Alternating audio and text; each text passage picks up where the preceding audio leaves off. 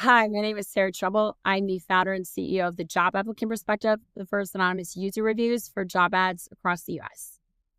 This is a level of go-to-market awareness, as well as a public service for anybody lost in the gaslighting and the fog in the labor market.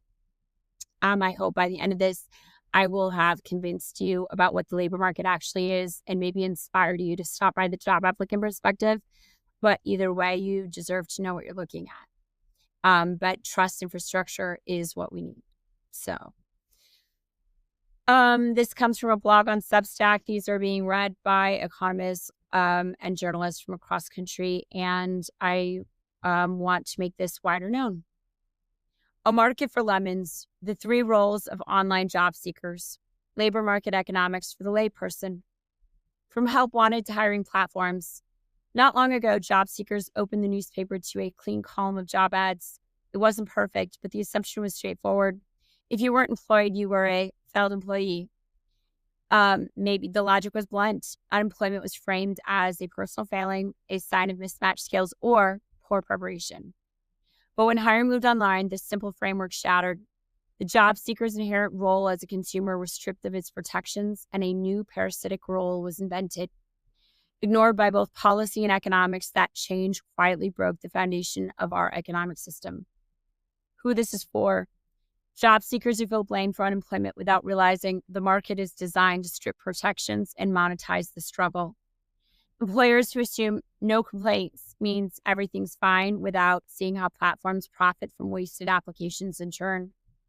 Researchers and policymakers who cling to outdated, failed employee frames and overlook structural consumer and revenue dynamics. Economists who need to expand labor models to include consumer rights and incentive structures, not just skill supply. Platform builders and investors who miss that inefficiency isn't a bug in the system, it's the business model. Number one, the job seeker as failed employee, the old lens. This is the traditional frame. Historical context: in the newspaper era, ads were limited and curated. Long-term unemployment was explained through human capital theory, lack of training and flexibility, and personal shortcomings. Policy impact: governments and academics largely operated in this paradigm. Fixing unemployment meant fixing the worker, retraining, credentialing, improving resumes, etc. This lens still dominates today. Many economists and policymakers continue to interpret joblessness as a human failure. It might be called skills mismatch in conventional terms. This is certainly still relevant, but in an online labor market, this view is wildly incomplete. It sees individuals, but not the system surrounding them. Number two, the job seeker as unprotected consumer lost safeguards online. When hiring moved online, the consumer protections vanished. In the newspaper era, job posts were fewer, curated, and paid, restricted, but real. The newspaper lost money for misleading the U.S. labor force because their business model ran on trust. Online platforms never promised trust, only reach. They blew apart the safeguards. Ghost jobs, duplicate listings, scams, and endless evergreen posts flooded the market. The results: a textbook case of George Akerlof's market for lemons. An Econ 101 level error has plagued our national economy in growing severity. And let's be real, it's the global economy too. It's not like LinkedIn exists and Indeed exists only in the US. Job seekers cannot tell good postings from bad, yet have no choice but to play. Unlike almost every other marketplace, they have no right to review, warn, or hold sellers accountable. Why does this persist? Because inefficiency is profitable. Platforms like Indeed, ZipRecruiter, Workday, and Greenhouse monetize engagement, not hires. Volume, churn, and repeat applications pay. Resolution does not.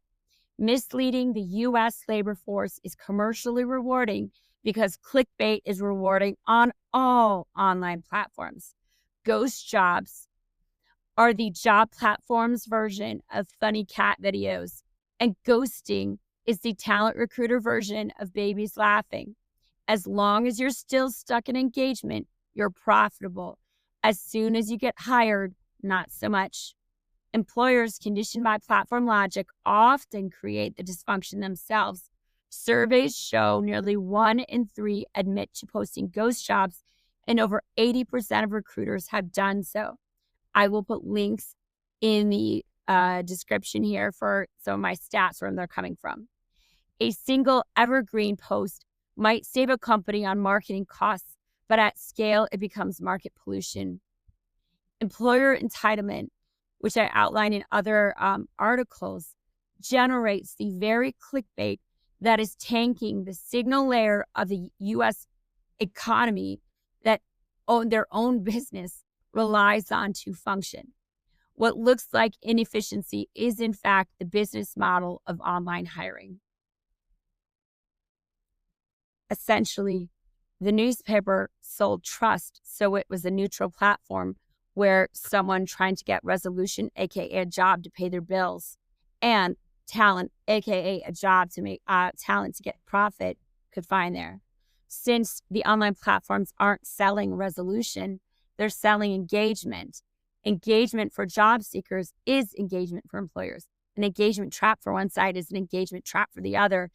It's the world's most technologically advanced, most unethical magic claw machine, by and large. Number 3, the job seeker as unpaid revenue driver, the hidden modern role, aka unprotected consumer, is an unpaid revenue driver in the online era. This is the most invisible and most damaging role. Every click, resume upload, and application generates ad impressions, data points, and upsells. Platforms monetize churn, not resolutions. A job seeker who applies 500 times without being hired is far more profitable than one who applies once and lands a job. Revenue flows from resurface fees, sponsored posts, premium subscriptions, and data harvesting, all fueled by job seeker activity. Side note, I really do think we should investigate the growth of the gig economy in terms of churn and platform engagement from this direction, and wonder how much of that is driven by this kind of market incentive. The paradox is stark.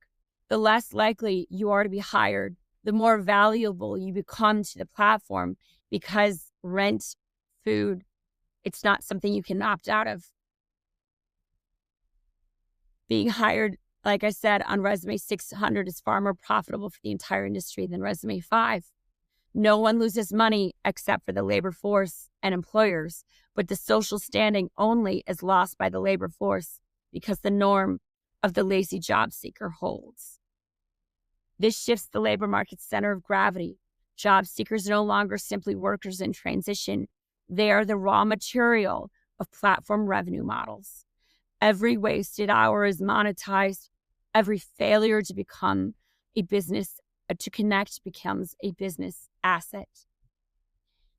I don't know how to say this more clearly. This affects 160 million people, their access to employment, and therefore their access to housing, healthcare, and economic stability.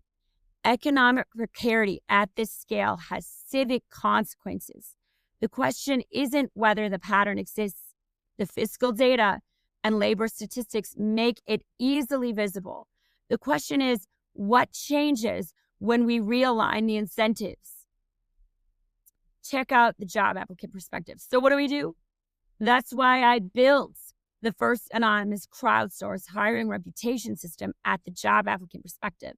Consider it Yelp in a world of professionally mandated fine dining with no health department and no FDA, no requirement that anything on the menu has to exist, that even if it did exist, that it should have to get served to the U.S. job seeker.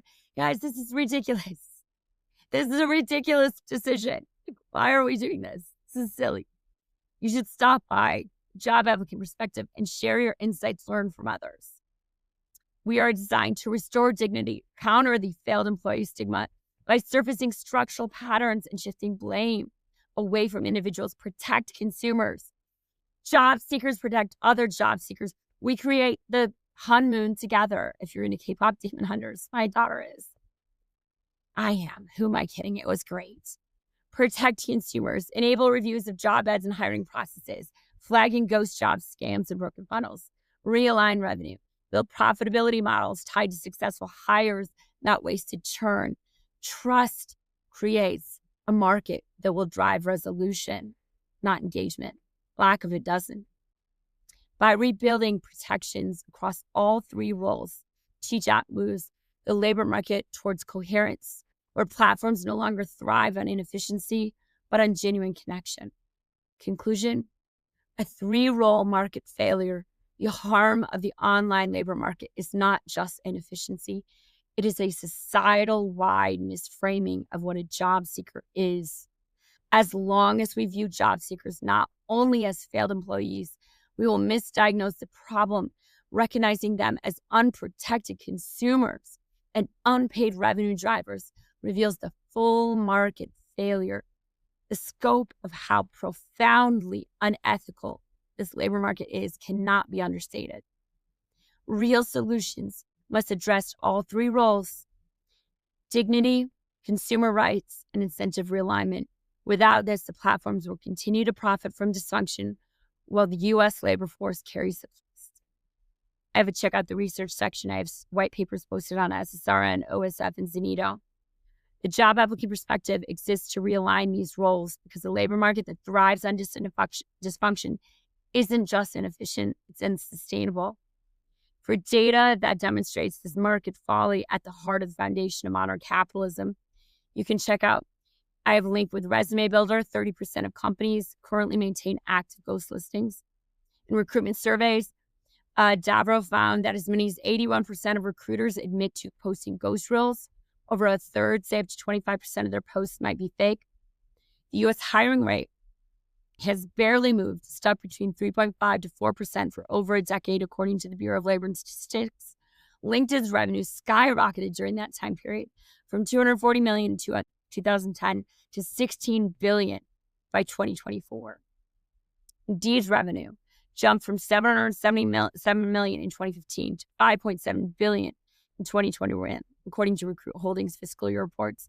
Recruit's fiscal year 2024 filings report had $5.8 billion US dollars in a single quarter. Yeah, so that's the argument. I really think you should stop by. Essentially, I'm going with it. We're shattering the silence. We're rising, defiant, shouting in the quiet. You're not alone. Stuff like that. It's meant to, job seeker voices, not only are they not something to be silenced, they are a goldmine of solutions, of agency, of capacity that can salvage these, salvage for everybody. For employers, you create essentially, starting out, a Yelp of the online hiring market, and you end with a Google Maps of the online hiring market. And you cut ghost jobs, scam jobs on that side. You cut resume spam. You cut talent shortages, and you save the main street that cannot find workers. You save tax bases and local economies. And you cut the scam artists, because it's not just employers behaving badly. I have a colleague, Jay Jones, has taken down over 6,000 recruiters, just one of whom on LinkedIn made $440,000 in 2024 by abusing affiliate marketing, taking real recruiter profiles, cloning them, and sending job seekers to get, who are just looking to improve their lives, to get their identity stolen. So I really think, if you think about it, Jacob Zinkula from Business Insider described it, a job seeker in the market for 9 years. If U.S. labor force is working for years at a time, making revenue for the talent industry, they're equivalent to a talent industry employee. They just don't have to get paid.